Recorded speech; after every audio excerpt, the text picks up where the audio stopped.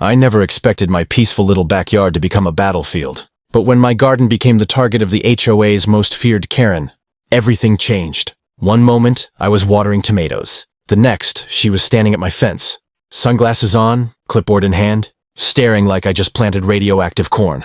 She had no idea the garden she wanted gone wasn't just plants. It was the only thing keeping me sane after the war. After serving overseas, coming home was supposed to mean peace. But the silence felt louder than explosions. Nightmares, anxiety, and that strange feeling like I didn't belong anywhere followed me everywhere. Doctors called it PTSD. I called it my everyday reality. Meds helped, sure, but my therapist suggested something else. Horticulture therapy. Get your hands in the soil, nurture life, find calm in growth. So I did. And this little backyard garden became my shield. Tomatoes, mint, basil, peppers, sunflowers, lavender. Every plant a small victory in a fight no one could see. Birds visited. Bees hummed. The breeze wrapped around me like a soft blanket. It wasn't just a hobby. It was my rehab. My mission to rebuild my peace. Then she arrived. Karen, the HOA president, stormed in like a commander who never got to lead a real army. Her voice sharper than pruning shears, she barked. "This garden violates HOA appearance standards." She pointed at my raised beds like they were illegal weapons. I tried explaining, gently, respectfully, hoping empathy lived somewhere inside her. "This space is part of my recovery," I said. She scoffed. "Rules are rules. Remove it or face fines." It hit me like a punch. My sanctuary, threatened. I wasn't asking for sympathy, only space to heal. But she didn't care. And that day, as she marched away smirking like she'd won something, I realized she had no clue who I was, or what this garden truly meant. But here's the thing about veterans. We don't quit. And this wasn't just a garden. It was survival. And if she wanted a battle, she was about to get one. Little did she know, she was picking a fight far bigger than HOA flowerbed rules. I had spent years learning discipline, patience, strategy, not to destroy, but to rebuild. And if fate thought I was going to let one clipboard warrior undo everything, I fought to reclaim inside myself.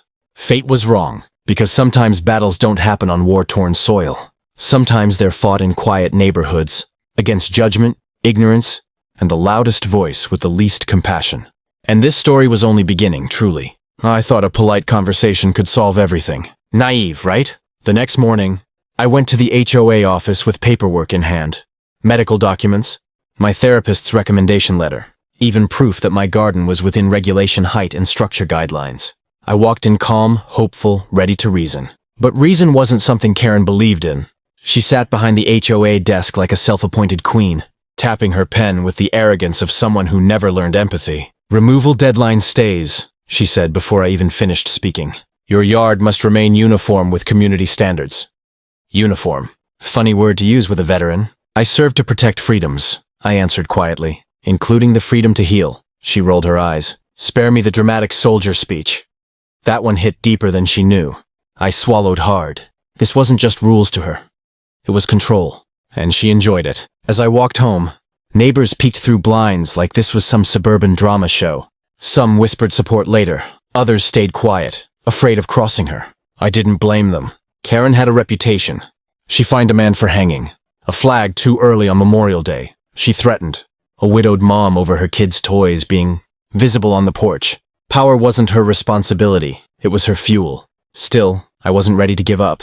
Not yet, so I tried compromise. I trimmed edges, added decorative borders, kept everything spotless. If she wanted neat, fine. I'd make it military inspection ready. I even planted more flowers just to make it look aesthetic. Funny how a battlefield can smell like lavender. But the next week, a letter arrived. Not just a warning, a formal violation notice, daily fines, threat of legal action. She even claimed my garden lowered property values. Meanwhile, neighbors stopped by to say it increased beauty. Kids loved the sunflowers. Elderly neighbors said it reminded them of home gardens from childhood. Yet to Karen, kindness meant nothing. My garden wasn't a violation. I was, because I didn't bow to her authority. That night I sat outside, hands in the dirt, wondering if I was losing the fight, if removing the garden was easier than fighting constant stress. Then my phone buzzed.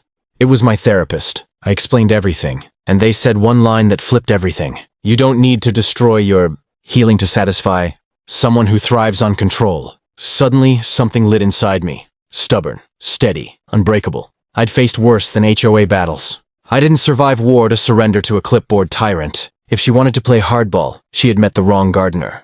The next morning, I woke up with a clear mission: defend my peace, legally, calmly, and unapologetically. Military training teaches you one thing very well: strategy beats noise. So while Karen barked and stomped around like she owned the neighborhood, I quietly gathered every piece of ammunition I needed.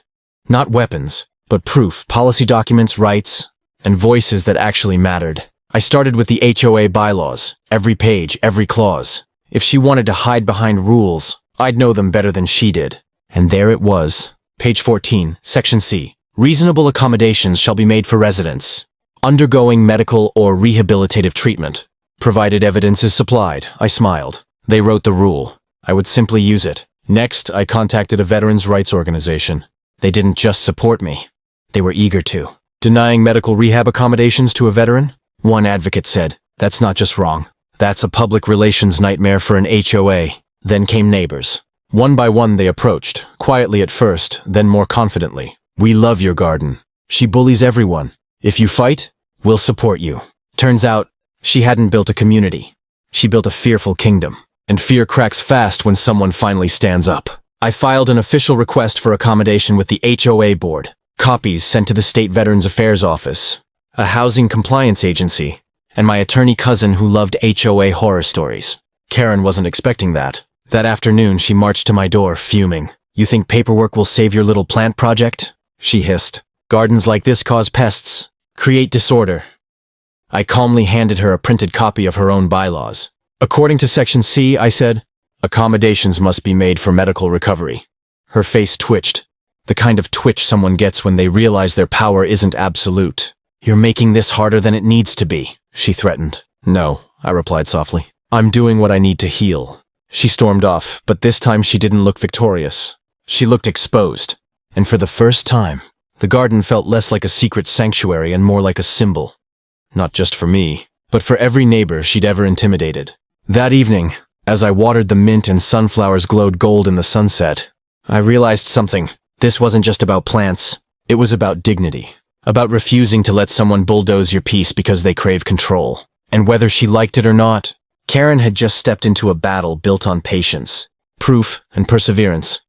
And I had all three. HOA meeting day arrived like a storm people secretly hoped would hit. Word had spread. Neighbors who barely spoke to each other were suddenly invested. Some came to support, others came for drama, and a few came simply to see if Karen would finally meet her match. She sat at the head of the table, stiff, jaw tight, nails clicking like a countdown. I walked in steady, not combative, but unshakably prepared. The board opened discussion.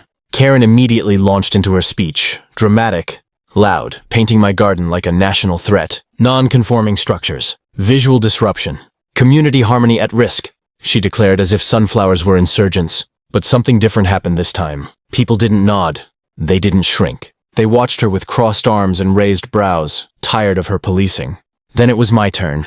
I stood, took a breath, and spoke, not as a soldier, not as a victim, but simply as a neighbor seeking peace. I explained my service, my rehab process, my doctor's recommendation, and the role this garden played in my recovery. I wasn't emotional. I was honest, calm, human.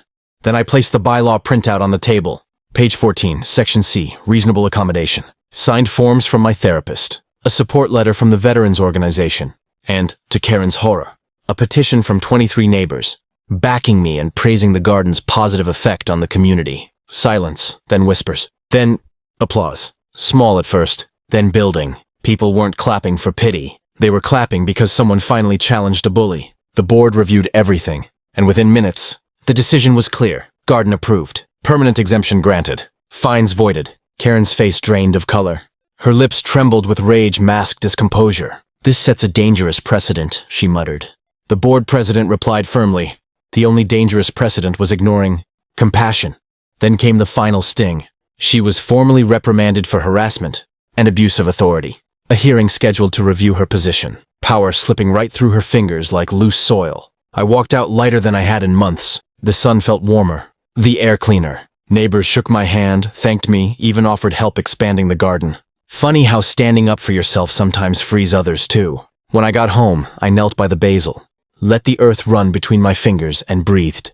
Not like a man who fought a war, but like a man who finally found peace. Karen may have tried to uproot my healing, but all she did was help it grow deeper. Because gardens and people don't break when challenged. They root harder. They rise higher. They bloom anyway. If you believe kindness always wins, hit like and subscribe for more real justice stories. Don't forget to drop a comment with "Karma always wins."